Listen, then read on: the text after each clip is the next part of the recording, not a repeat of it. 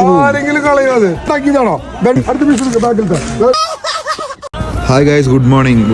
ഇന്ന് അഷ്കർക്ക് രാവിലെ വിളിച്ചിട്ടുണ്ടായിരുന്നു. അഷ്കർക്ക് ഒന്ന് ഡാഷ്വില്. അപ്പോൾ അഷ്കർക്കയുടെ വീട്ടിൽ പോവാണ്. അക്കോടെ എത്തിൻ്റെ അക്കോഡിന് കുറച്ച് കംപ്ലയിൻറ്റ്സ് ഉണ്ടായിരുന്നു, എറേഴ്സ് ഉണ്ടായിരുന്നു. അത് ക്ലിയർ ചെയ്തു. വർക്ക്ഷോപ്പിലായിരുന്നു ABS സെൻസർ മാറാൻ. അത് കഴിഞ്ഞ് നേരെ അച്ചായൻ്റെ അടുത്തേക്ക്. അച്ചായ എന്ന് പറഞ്ഞു കഴിഞ്ഞാൽ വണ്ടിപ്രാന്തനാണ്. വണ്ടിയുടെ എല്ലാവിധ വർക്കും ചെയ്യുന്ന ആളുടെ അടുത്തേക്കാണ് പോകുന്നത്. ആളെന്തായാലും മീറ്റ് ചെയ്യേണ്ട ഒരാളാണ്. ഇതാണ് ആളുടെ ഗ്യാരേജ്. അപ്പോൾ അവിടുത്തെ വണ്ടികൾ വർക്കിന് വന്ന വണ്ടികളാണ് കിടക്കുന്നത്. ഇത് നമ്മുടെ വണ്ടി. ഇതൊന്നും ചെയ്യണില്ല. ചെറിയൊരു പണി ചെയ്യുന്നുണ്ട്. ആഷ്വില്ല അതൊന്നും ചെയ്യുന്നുണ്ട്. ഇതാണ് നമ്മളെ പറഞ്ഞ ഗഡി. ഇതാണ് ചായൻ. അപ്പോൾ ആൾ ഓൺ വോയിസ് ഉണ്ടാവും, കണ്ടിട്ട് പോയി ഞങ്ങൾ. ഓക്കെ, അഷ്കർക്ക് ആക്കണമെന്ന് പറഞ്ഞേ.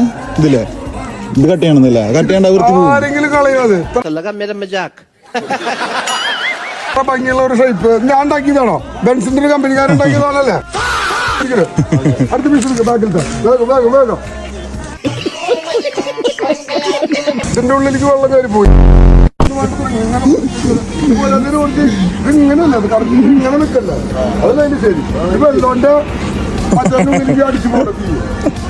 അങ്ങനെ അവിടുത്തെ തങ്കടിയും ഡയലോഗൊക്കെ കഴിഞ്ഞ് നേരെ നമ്മളെ വണ്ടിയിൽ സ്കേട്ടൊക്കെ വെച്ച് നോക്കി.